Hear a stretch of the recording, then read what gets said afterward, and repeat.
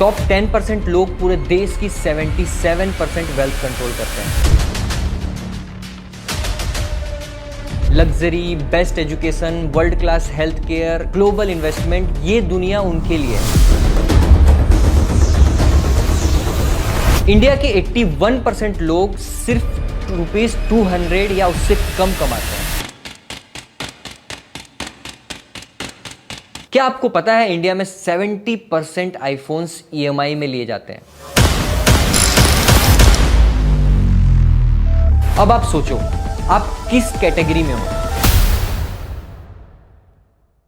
Hello everyone, welcome to Atul speaks.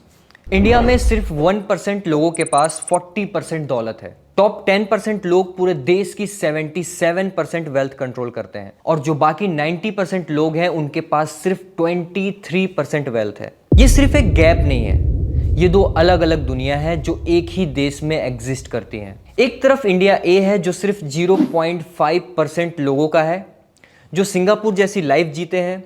Luxury, best education, world class health care, global investment, ये दुनिया उनके लिए है। फिर आते हैं इंडिया बी के लोग 2%, जो पोलैंड की तरह जीते हैं। अच्छी jobs, comfortable life, stable income, फिर भी लिमिटेड अपॉर्चुनिटीज। इंडिया सी, जिसमें आते हैं 5% लोग, जो मैक्सिको जैसे हैं। एस्पिरेशनल मिडिल क्लास, जो स्ट्रगल भी करते हैं और ग्रो भी करना चाहते हैं। ये लोग एजुकेशन और अपॉर्चुनिटीज के साथ आगे बढ़ना चाहते हैं, पर फाइनेंशियल सिक्योरिटी अभी भी एक चैलेंज है। और फिर लास्ट में आते हैं इंडिया डी, जो 92.5% लोगों का है, जहां लोग सब सहारन अफ्रीकन जैसे कंडीशंस में जी रहे हैं। Daily veg earners, farmers, unorganised workers, जो सिर्फ सरवाइव कर रहे हैं, ग्रो नहीं। मतलब हर एक इंसान जो सिंगापुर जैसे जी रहा है, उसके सामने 185 लोग हैं जो अफ्रीका जैसे कंडीशंस में स्ट्रगल कर रहे हैं। एक और शॉकिंग फैक्ट है, इंडिया के 81% लोग सिर्फ ₹200 या उससे कम कमाते हैं। मतलब एक तरफ लग्जरी है और दूसरी तरफ सिर्फ गुजारा। ये गैप सिर्फ नंबर्स का नहीं है, माइंडसेट का भी है। सिर्फ सैलरी कमाने और पैसा ग्रो करने में जमीन आसमान का फर्क है। अगर मैं नोएडा के किसी भी ऑफिस के बाहर जाके एक सवाल पूछूं, आप क्यों काम कर रहे हो, तो मैक्सिमम लोग एक ही जवाब देंगे, पैसे के लिए। लेकिन यही सवाल अगर मैं किसी सक्सेसफुल बिजनेसमैन से पूछूं तो जवाब कुछ और होगा, पैसा ग्रो करने के लिए। और यही डिफरेंस है जो एक मिडिल क्लास एम्प्लॉय और एक वेल्दी एंटरप्रेन्योर के बीच में गैप क्रिएट करता है। अब आप सोचो, आप किस कैटेगरी में हो, और अगर आज जो काम कर रहे हो वही 10 साल तक करते रहोगे तो क्या आप अपनी कैटेगरी बदल पाओगे? अगर जवाब नहीं है तो ये वीडियो आपके लिए है। तो चलिए आगे समझते हैं कैसे। ज्यादातर लोग की जिंदगी एक साइकिल में फंसी होती है। सैलरी आई, खर्चे हुए, थोड़ी सेविंग्स की और फिर वही साइकिल रिपीट। पर कुछ लोग इस साइकिल को तोड़कर वेल्थ बिल्ड करते हैं। कैसे? तो चलिए इसे एक कहानी से समझते हैं। राहुल एक कंटेंट मैनेजर है, नोएडा में एक मिड साइज्ड कंपनी में काम करता है। सुबह 9 बजे ऑफिस पहुंचता है, दिन भर ईमेल्स और मीटिंग्स का सिलसिला चलता है और शाम 7 बजे थका मंदा वापस घर आता है। महीने का 50,000 कमाता है, जो काफी स्टेबल लगता है। लेकिन जब खर्चे गिनते हैं तो पता चलता है कि बचत ऑलमोस्ट जीरो है। 10,000 रेंट, 10,000 खाना, 5,000 ट्रैवल, 10,000 लाइफस्टाइल, 10,000 घर भेजना और 5,000 की सेविंग्स जो इमरजेंसी में उड़ जाती है। ये एक ऐसी कहानी है जो हजारों लोगों की लाइफ से मिलती जुलती है। रोज वही रूटीन, वही सपने, वही इनसिक्योरिटीज, ऑफिस में अप्रेजल का वेट, ले ऑफ का डर, घर पे शादी की टेंशन और सपने सिर्फ लोन्स के भरोसे। सबको लगता है कि जॉब सिक्योरिटी है, लेकिन असल में हम सब एक सैलरी ट्रैप में फंसे हुए हैं। लेकिन दूसरी तरफ आर्यन भी है जिसकी सैलरी 50,000 है, लेकिन उसने एक चीज समझ ली, सिर्फ सैलरी से कोई अमीर नहीं बनता। जब उसने जॉब स्टार्ट की तभी समझ गया था कि अगर बस यही करता रहा तो वही लाइफ चलेगी जो हर दूसरे एम्प्लॉय की चल रही है। उसने फ्रीलांसिंग एक्सप्लोर करना स्टार्ट किया। शुरुआत में वीकेंड्स और रात को काम करता था। पहले कंटेंट राइटिंग और बेसिक सोशल मीडिया मार्केटिंग के प्रोजेक्ट्स लिए, फिर धीरे धीरे कॉपीराइटिंग और पेड एड्स सीखना शुरू किया। काफी टाइम तो क्लाइंट्स ढूंढने में गया, रिजेक्शन मिला, लेकिन धीरे धीरे 10,000, 20,000 एक्स्ट्रा अर्न करना शुरू किया। जब ये कंसिस्टेंट होने लगा तब उसने इन्वेस्टमेंट्स और नेटवर्किंग पे ध्यान देना शुरू किया। हर महीने 10,000 के स्टॉक्स और इंडेक्स फंड्स में लगाना शुरू किया। 5,000 मेंटरशिप और ऑनलाइन कोर्स पे खर्चा करता था।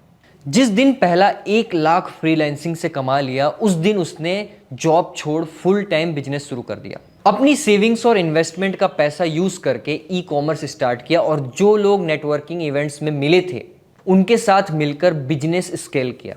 आज ₹5 लाख पर मंथ कमा रहा है और पैसा ग्रो करने के तरीके ढूंढने में लगा है, न कि राहुल की तरह इंक्रीमेंट का इंतजार कर रहा है। एक ही सैलरी से शुरू किया था दोनों ने, लेकिन एक स्टक रह गया और एक फाइनेंशियल फ्रीडम की तरफ बढ़ गया। और ये सिर्फ लक नहीं था, ये माइंडसेट और नॉलेज का फर्क था। तो चलिए समझते हैं कि प्रॉब्लम क्या है इस चीज में। सबसे पहली प्रॉब्लम है एजुकेशन सिस्टम। हमारे स्कूल्स और कॉलेजेस हमें सिर्फ एक नौकरी करने के लिए तैयार करते हैं, पैसा कमाने और ग्रो करना नहीं सिखाते हैं। हमें सिखाया जाता है कि पढ़ाई करो, अच्छी नौकरी लो और सेटल हो जाओ, लेकिन किसी सिलेबस में ये नहीं है कि पैसा मैनेज कैसे करें, एसेट्स कैसे बढ़ाएं, ये इन्वेस्टमेंट कैसे करें। हम जॉब लेने के लिए तैयार हैं, जॉब क्रिएट करने के लिए नहीं। एक और बड़ा गैप है कि हमें रिस्क टेकिंग और क्रिएटिविटी से दूर रखा जाता है। अगर स्कूल में किसी ने थोड़ा हट के सोचा तो उसे बोला गया है कि ये सब छोड़ सिलेबस पे ध्यान दे। ये शब्द हमने अपनी लाइफ में कहीं ना कहीं सुना ही है। अगर किसी ने बिजनेस स्टार्ट करने का सोचा तो घर में बोला गया पहले एक स्टेबल नौकरी ले लो फिर सोचना। रिजल्ट, लोग आज सिर्फ एक सिक्योर जॉब के लिए स्ट्रगल कर रहे हैं, जबकि रियल पैसा बिजनेस, स्किल्स और इन्वेस्टमेंट में है। दूसरी प्रॉब्लम है EMI trap. Middle class families पैसा एसेट्स में नहीं लायबिलिटीज में लगाते हैं। एफडी, एलआईसी और लो इंटरेस्ट सेविंग्स में पैसा रखते हैं जो सिर्फ इन्फ्लेशन से हार जाता है। दूसरी तरफ कार लोन, होम लोन, शादी का लोन लेने में सबको कंफर्टेबल फील होता है। क्या आपको पता है इंडिया में 70% आईफोन्स ईएमआई में लिए जाते हैं? मतलब लोग लोन लेके फोन ले रहे हैं, जबकि वेल्दी लोग लोन लेके नया बिजनेस स्टार्ट कर रहे हैं। और तीसरी दिक्कत है बिजनेस कॉम्प्लायंस। अगर कोई रिस्क लेके बिजनेस स्टार्ट भी करे तो इंडिया में एक लीगल बिजनेस चलाने के तरीके बहुत कम है। इतने रेगुलेशंस और कंप्लायंस हैं कि नए एंटरप्रेन्योर डिस्करेज हो जाते हैं। हमारे यहाँ एक गन का लाइसेंस लेना रेस्टोरेंट के लाइसेंस लेने से ज़्यादा आसान है। जब इतनी रुकावटें होंगी तो लोग नेचुरली सेफ ऑप्शन नौकरी को ही चूज करेंगे। अब सवाल ये है कि इस साइकिल से निकले कैसे, क्योंकि हमने सारी बातें तो कर ली, लेकिन इससे निकले कैसे ये समझना जरूरी है। सबसे पहला स्टेप है कि एक इंडिपेंडेंट इनकम सोर्स क्रिएट करना। साइड हसल स्टार्ट करना एक ऑप्शन नहीं, नेसेसिटी है। अगर आप जॉब के अलावा 10,000 20,000 भी कमा पा रहे हो तो आप already middle class salary trap से बाहर निकलने की शुरुआत कर चुके हो। Freelancing, e commerce, digital products, consulting, जो भी हो, बस एक और सोर्स बिल्ड करो जो जॉब के भरोसे ना हो। दूसरा स्टेप है पैसा कमाने का नहीं, मल्टीप्लाई करने का सोचो। मैक्सिमम लोग पैसा कमाने में लगे रहते हैं, लेकिन जो अमीर बनते हैं वो पैसा बढ़ाने पे ध्यान देते हैं। हर महीने का एटलीस्ट 20% ऐसी जगह इन्वेस्ट करो जहां से पैसा ग्रो हो सके। Stocks, index funds, digital assets या इवन अपनी स्किल डेवलपमेंट में।